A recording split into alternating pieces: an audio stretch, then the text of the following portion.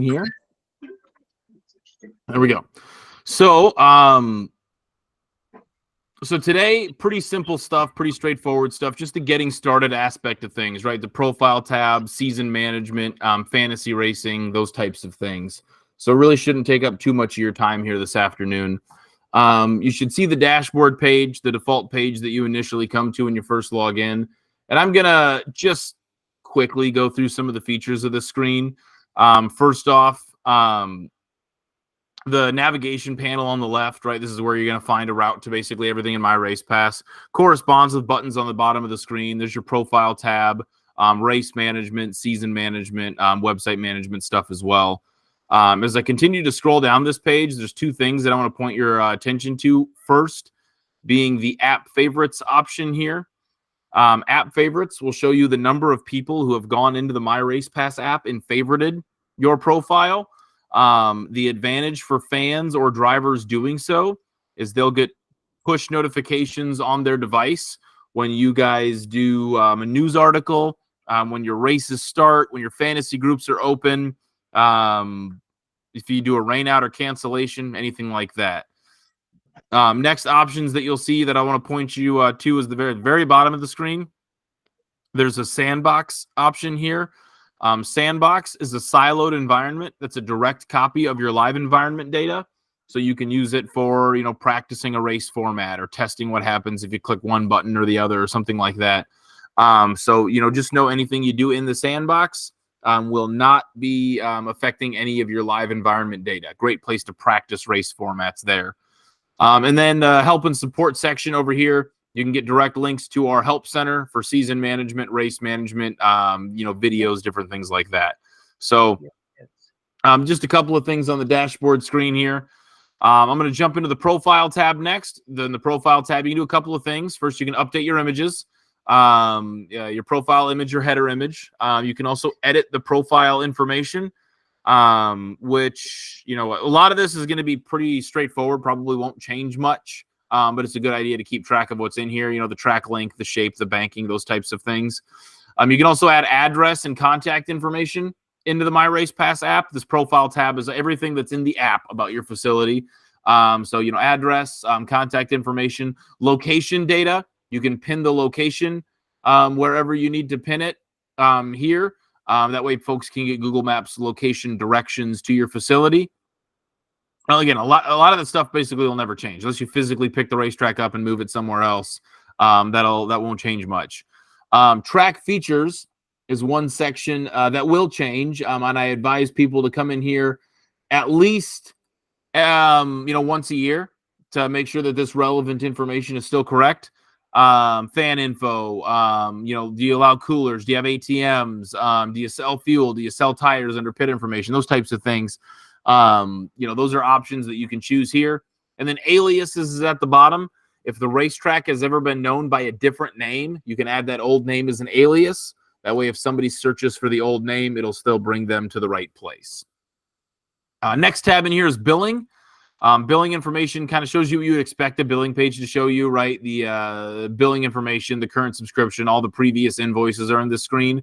One other thing that you can do in this screen is you can add all access accounts, free all access account users in the app. So go through that and do that. Based on your account type, you'll either have 2, 4, or 6 all access subscriptions. When you add those there, it'll give free app access to anybody who you put in there. So the app itself is free. Entries, lineups, results, point standings, track schedules, all of those types of things are free. The paid features will include live timing in the app, insider sanction points information, as well as the ability to play fantasy racing. So you can grant all of those things in the billing tab. Users is the next option here. In this screen, you can add user permissions, first name, last name, and email address. You can make them a site administrator to give them admin rights to your profile and website. You can also grant box office specific permissions for folks who just want access to the point of sale system. Ticket redemption user as well, if you just want them to have access to be able to redeem tickets. And then to remove somebody is very simple as well. You can just hit delete off to the right and remove them that way. I always recommend that everybody who has or who is going to log into My Race Pass in any capacity has their own admin credentials. We're not sharing credentials. It's just a security feature. Payments tab is next up here. This is brand new, like within the last couple of weeks, brand new. In this screen, you'll be able to review all of your past ACH payments, whether that be for registrations or tickets or whatever else. You can view all of the past ACH payments here. I'm on a demo profile, so there's no payments to make here. But ACH payments will appear in your bank account within 2 to 3 business days of the payment date, and all of those payments will show in this screen. Permissions and clear caches are developer tools. You won't see those. But that's basically everything in the profile tab. Again, pretty straightforward stuff. Not much to do there. I'm going to jump ahead to season management here. Season management is where I'm going to be in the process of creating a season, registrations, looking at point standings, fantasy racing, all of those types of things. So I'll go through all of these things here one by one.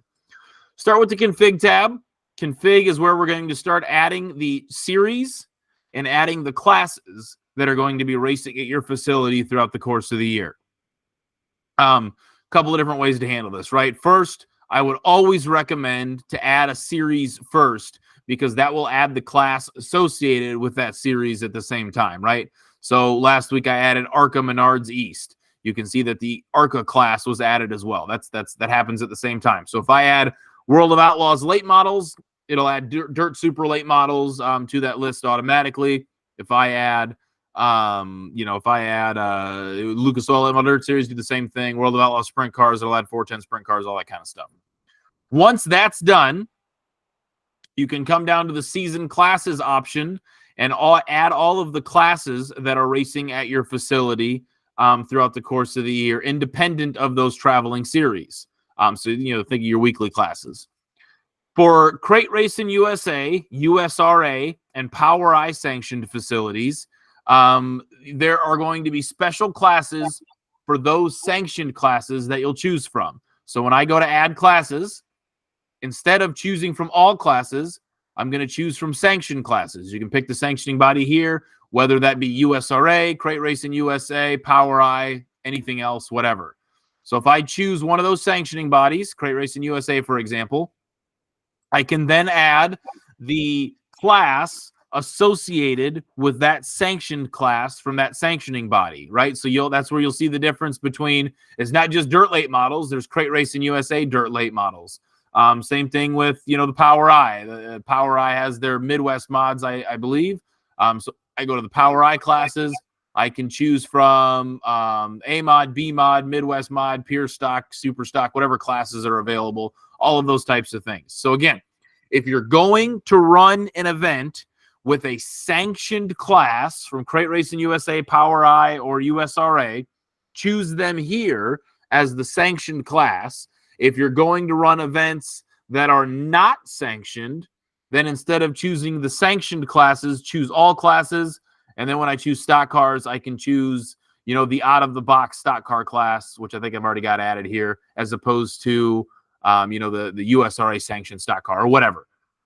So all those exist here. That's the most important distinction from a sanctioned class versus an unsanctioned class, is if you're running an event with sanctioned classes, you want to make sure you choose the class associated with that sanctioning body from the list, whatever that sanctioning body might be. So again, that's the most important part of this if we're running sanctioned classes. Now, because of my fake racetrack, none of the classes that we're going to run are sanctioned by any of the major sanctioning bodies because they're fake classes at a fake racetrack. I'm not going to choose the sanctioned class here, but that's what that process would look like. One question that I commonly get has to do with practice or test and tune nights. If those events are not sanctioned for points, I would encourage you to use the out-of-the-box class versions for practice or test and tune night. Don't use the sanctioned class for your test and tune night. But other than that, that's really all this screen will govern. I'm going to skip registrations for the time being. I'll come back to that. I'll come to the events tab next.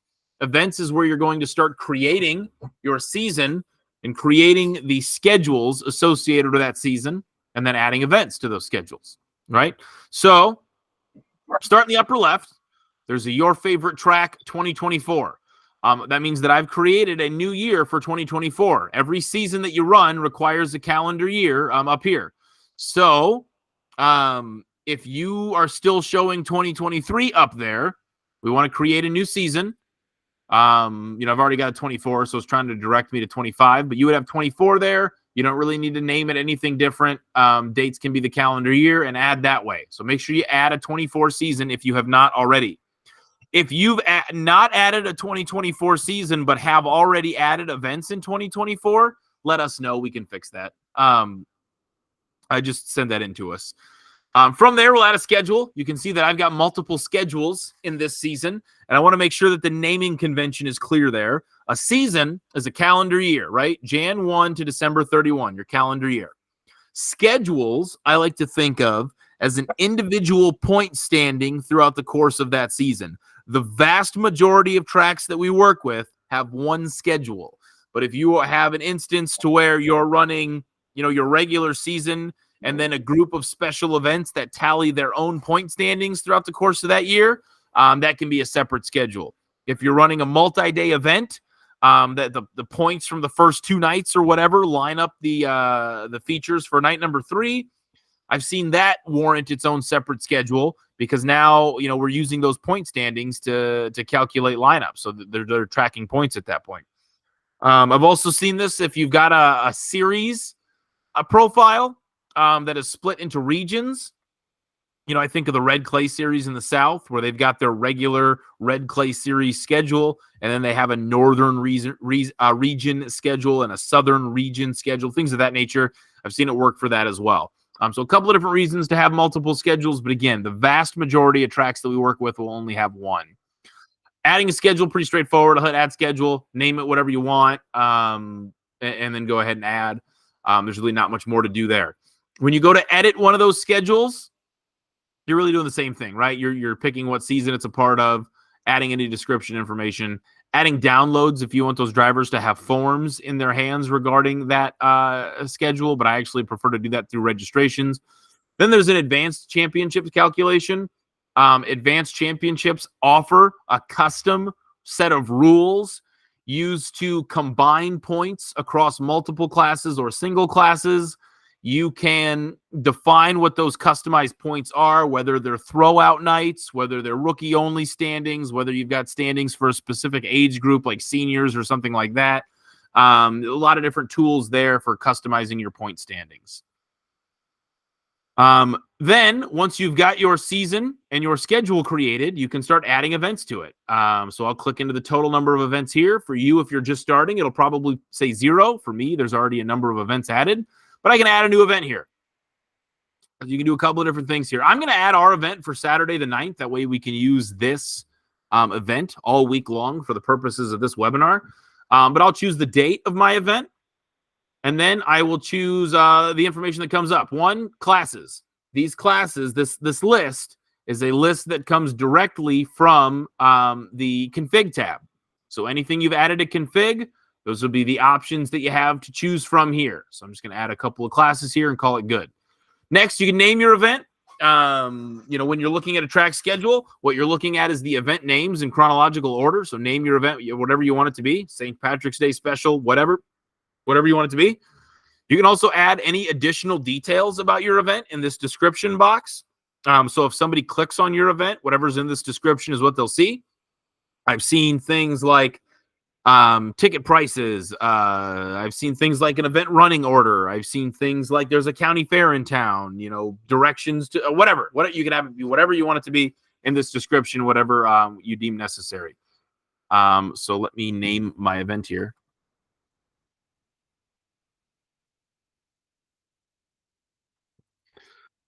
Okay. And then the last thing in here is the times. You will only see pits, gates, hot laps, and racing. You will not see time trials or eliminations. Those are specific to drag racing classes. I've got some drag racing classes in my list. So you won't see that. You'll only see when do the pits open, when do the gates open, when do hot laps start, when does racing start.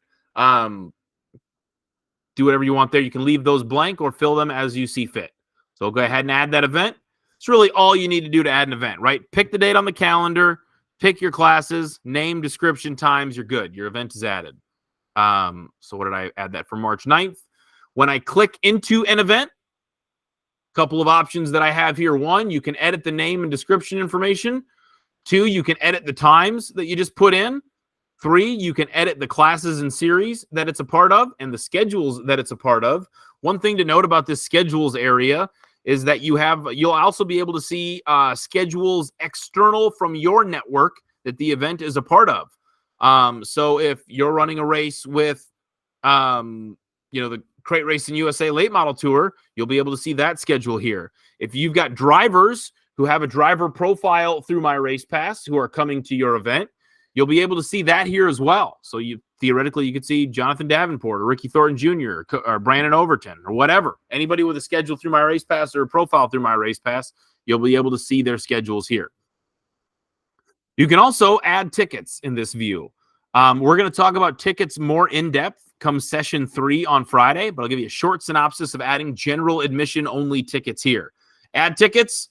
You can either copy from a previous event or start from scratch. When adding tickets, there's a couple of things that you'll set. One, the availability dates, right? When do you want to start selling? When do you want to stop selling? If there's any kind of pre-sale, early bird type pricing, when do you want that pre-sale to end?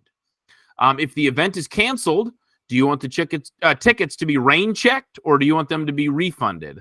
You can also set your ticket types here. Adult GA will have 100 available at $20 a piece, whatever you want to do there, right? Ticket types, ticket prices.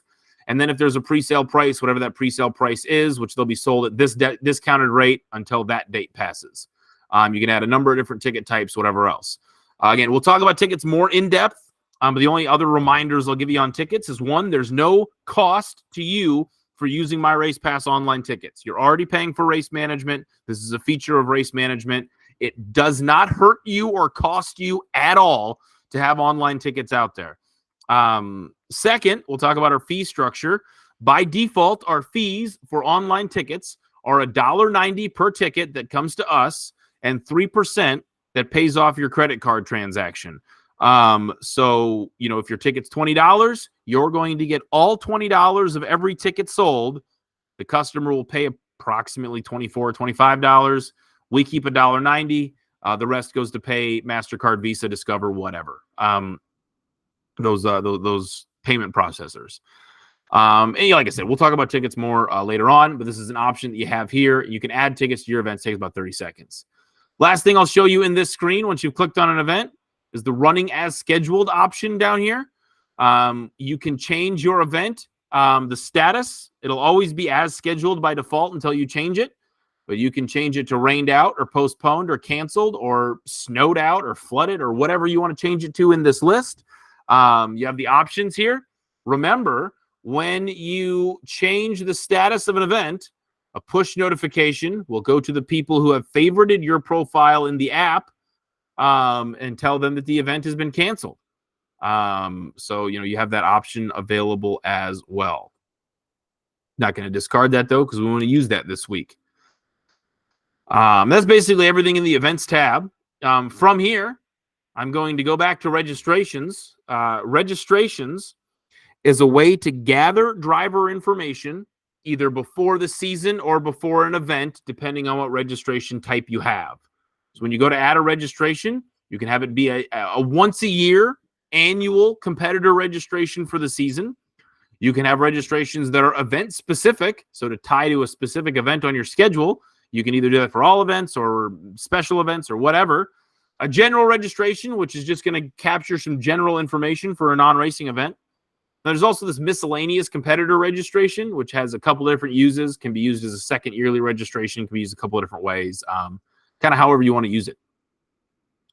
Once you've got a registration out there, it's going to start to gather driver information as they fill it out. Things like, their name, their contact information, like phone and email, their address, transponder number, car number, emergency contact, car owner information if the owner applies, those types of things, a couple other things. So those are available. When a driver registers, you also have the option, and I'll go ahead and edit this yearly registration so you can see this.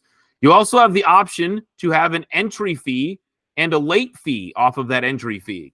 So driver registers, you've got a license fee or a membership fee or something like that. They pay that fee during that registration process. We ACH that money directly to your bank account the same way we do online tickets. So your entry fee is $100. You'll get ACH to $100 for that registration that gets filled out. Again, driver pays $1.90 fee to us, plus 3% to cover the transaction. Yeah, that's really all there is to it when it comes to registrations. You can have that be a late fee. You can charge an additional price per class. So if it's more expensive for me to register in a 410 sprint car than it is a 305 sprint car, I can have the base entry fee be $100, the additional $20 here for a total of $120 for the sprint cars. Whatever you want to do that way. Those options are available. You can share this as well to social media with one click. Share to your Facebook account that way. A couple of other things you can do in registration. You can add downloads. These are forms, and we talked about the downloads that come in the events tab. I like to use this, to be honest with you, more so. Downloads for registrations.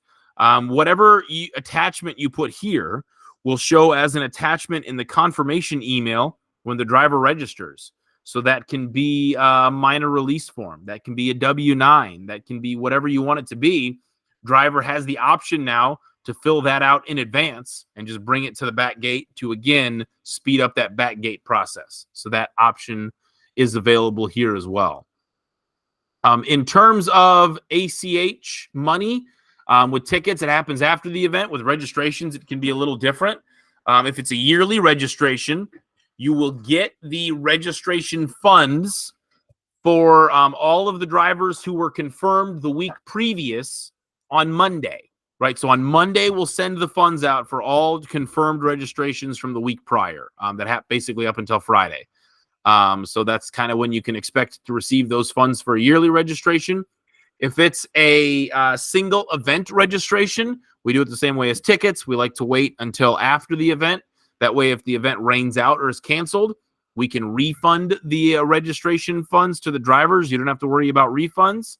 Or, after the event happens, you tell us it happened, we ACH the money directly to you. Those types of things are in here. Single event registration works exactly the same way. It's just tied to a single event. So now instead of paying a license or membership fee, you're paying an entry fee for that event. But you can use those however you see fit. There's a lot of options. I will say for most new tracks, at the beginning of their first year, they'll look at registrations. They'll say we've handled it a different way in the past, not really needed. Then throughout the course of the year, they'll use My Race Pass to track their purse payouts. And at the end of the year, they'll say we've got the 1099 form or report, I should say, the 1099 report from you guys showing how much money everybody has earned all year. How do I get their addresses now? Well, you can get that through this registration process. Again, it doesn't cost you anything to have a registration out there. I really encourage you to do so that the information that you have from the drivers is audited by the drivers themselves. There's nothing lost in translation there. Skip ahead to the points tab now. Points shows you what you would expect the points page to show you, really. All of the drivers, their events, features, wins, top fives, top tens, all those types of things. The earnings column is not publicly available anywhere. So I'd really disregard what's in this earnings column over here. You can audit this list on a driver-specific basis by clicking on the name of the driver, and that will bring you to a page where you can click on an event, see where they finished, how many points they earned, how much pay they earned that night for that event. So if I go to 3-2, we've got, finished first, got 100 points, got $2,000. Those types of things are all available here. Also in the points page is an included events section. Included events will show you the number of events that have been included in that point standing, that have points calculated. Non-points events will show you all of the events that you have not calculated points for in the schedule. And then championship settings at the bottom is the same thing. It's the advanced championship calculation we already talked about. So that's the points tab. Payments here. Very similar in effect. Instead of event points, we're now talking about event payments. So every Every event and every class in that event will generate its own payment group. So, 410 sprint cars and MRP stock cars are the two classes that I've got, but everything will generate its own payment group. You can use these payment groups to print checks. You can use these payment groups to export your purse data to QuickBooks. I'm going to come back to this screen on Wednesday when we talk about managing an individual race, because this flows extremely well with what happens at the end of race management. The only thing that I'll point your attention to here is the report at the bottom of the screen titled 1099 report. That report will show you for each payee, whether the payee was a driver or a car owner, how much money they earned throughout the course of the year. So that's available here. Fantasy then. Fantasy is a powerful fan engagement tool. For a racetrack, that's how I want you to think of it, right? This isn't just a game that fans can play.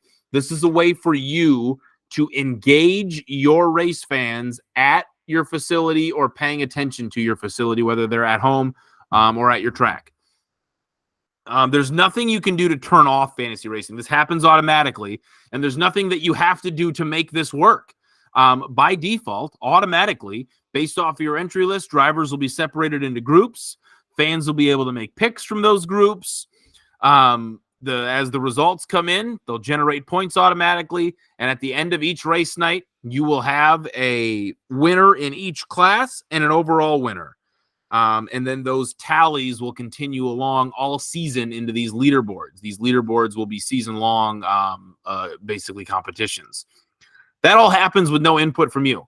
And I really encourage your encourage your fans to play fantasy online. You want them doing that because now, while they're on their phone at your facility, they're engaging with your event. They're talking with their friends and folks near them in the grandstands about what's happening at your racetrack. They're not on Facebook looking at, pictures of their friend going camping, thinking I should do that next weekend. No, they're engaged with your event.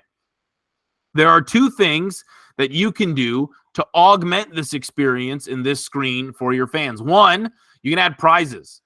So you can go to any of your fantasy groups, add prizes, whatever you want that prize to be. Free season pass for 2025, or you can have it be merchandise from a marketing partner. Bob's Garage wants to give out 50% oil changes. This is a way to give those out. It can be a lot, whatever you want it to be. Anything you want. You can also change the name of your fantasy group, right? So instead of just the special schedule fantasy, you can change John's Body Shop Fantasy League. You can sell that to a marketing partner now. This is a digital footprint that you can give to a marketing partner to make yourself advertising revenue. The goal of my race pass is to provide you with both efficiency on race night, but then also increase streams of revenue, whether that be digital advertising on the website, ticket sales, or fantasy racing. Remember, the base subscription of my race pass is $600. The highest subscription you can get is $1,000. If you can get a marketing partner to throw their name on your fantasy challenge at that price, you've paid for my race pass out of thin air using fantasy. Really get creative about how you're going to use this, how you're going to encourage fans to play, and how you can use this to create revenue for yourself. Last thing in here is suspension management. Suspension management is hopefully a screen you never have to look at, right? You never want to worry about this, but it is possible to track suspensions through my race pass. It's also possible on a sanctioning body level to track suspensions through my race pass. So you can put in your own suspensions, or you can also see suspensions that, USRA or POWRi or whoever else is put in there. So you can add a suspension here on the screen. When you add the suspension, you put in the start date and the end date of the suspension occurring. You can tell the program the suspension type, whether that be rules violation, misconduct, refused tech, claims, whatever you want it to be. There's a fee associated here as well, if you wish. So if there is a fee for that suspension, in order for the driver to become eligible again, you can tell the program what it is, add the competitor that it's associated with, all of those types of things. If I click on one of my already existing suspensions, do a couple more things here. One, you can tell the program that the suspension either is still occurring or has been lifted. You can tell the program if the payment was made or not. And those options will show at the back gate in the entry screen when you're entering a driver into the event. You can add notes, including back gate notes that back gate worker will see when entering drivers. And then you can also revoke points for a longer duration of time, right? If the suspension is occurring from, March 1 to March 15, but you want to revoke points before that or after that for whatever reason, you have this option to revoke the points for that time frame. Again, when you're in the race management entry screen, you will be able to see who is suspended if they are. There is a way to bypass the suspension. There's an extra checkbox to bypass that. There's also a report that we have that exists called the suspension bypass report. So you can see who competed while suspended and the event that they did that in. So that information is there as well. And that's season management, right? That's a lot of what we wanted to talk about, or getting started in the profile tab, creating a season, registrations, points, fantasy racing, and suspensions. One other thing that I wanted to wedge into this session is reports here. I just want to highlight a few of the most oft-used reports that can be used on race night or getting ready for a banquet or just to give you some interesting information regarding your season. I'm not going to highlight all of them, just a few in each section, starting with the entry lists. You can get all of their addresses for everybody that's gotten you an address in the entry list in this report. There's also a report that will show you the transponder list, which includes a checkbox for drivers who have rented a transponder. So you'll be able to see on an event-specific basis everyone who's rented a transponder from you. There's also some, other reports that I think are interesting. The average pill draw throughout the course of the year. I use that just to kind of have some fun at the banquet with one of the series that I represent. Kind of did a hard luck award for the driver with the worst pill draw on average. Those types of things can be fun. There's also car counts. You can kind of get your average car counts, those types of things. There's also a lineup report, or a number of lineup reports. Most of these are available on race night. The lineup sheet, the event lineups, and the chalkboard lineups are just your lineups in 3 different formats. On race night, a lot of tracks still like to print lineups. You can choose what format you want to work with, what helps you out the most, and print that report on race night to post your lineups or give your lineups to a scorer or whatever. There's a lot of result reports, regular event results, qualifying results. Media results is just everything in a string of text. I'll show that to you. Just everything in a string of text. I typically just copy and paste this to the end of a news article if I'm writing a news article about that event. So that's an option that's available for you. There's also a yearly hard charger option as well that can sometimes be valuable as well, especially come banquet time. How many cars did everybody pass throughout the year? There's a point report option as well. There's a lot of different point reports, from point averages to points by date to the current point standings, point averages, as I mentioned. A lot of different stuff here. This is also where our 1099 report lives. There's 2 different ways to access that same report. So, what you need out of your reporting, the information that you're looking for, look through these reports and see what works the best for you. There's also a few competitor reports. You can export all of your competitors. You can get stats basically for each competitor, how many DQs they had. The bypass membership and bypass license reports we'll talk about a little bit more in depth when we're talking about race management on Wednesday. But you can see who was entered without registering and who purchased a temporary license if that's something that's available for your facility. So that's our reports tab. Every screen in my race pass will have customized reports for that screen, right? So if I go to season management, I can see my current points in pay, suspension bypass, those types of things. When I'm in race management, this is where I can see my entry lists and my lineups and my results and other things like that. So the 2 different screens in MRP will have different report options available as well that are specific to those screens. But that's everything I have planned for today. Again, just kind of the getting started, season management, fantasy racing reports, those types of things. This is recorded. This will be on YouTube more than likely tomorrow. We'll have a second session on Wednesday. We'll talk about race management. We'll talk about connecting to orbits and Westhold, calculating points, payouts, a little bit more in-depth as well as that 1099 report. And then we'll come back on Friday. We'll talk about online tickets, including our advanced ticketing features. We'll talk about website tools. We'll talk about news articles, those types of things. So thanks for taking the time out of your day today to watch this. We'll have the same session tonight starting at 7 p.m. If anybody else at your facility wants the same information, send them in tonight at 7. That's 7 p.m. Central Time. But again, appreciate you guys being involved. If you have any questions, forward them to via email to support@myracepass.com. You can also visit our help center. That's mrphelp.com, where we've got a number of knowledge-based articles for you to review. And then there's our YouTube channel as well. Go to YouTube, search My Race Pass. It's all there. So thanks for tuning in. I hope you enjoy the rest of your afternoon, and we'll talk to you guys on Wednesday.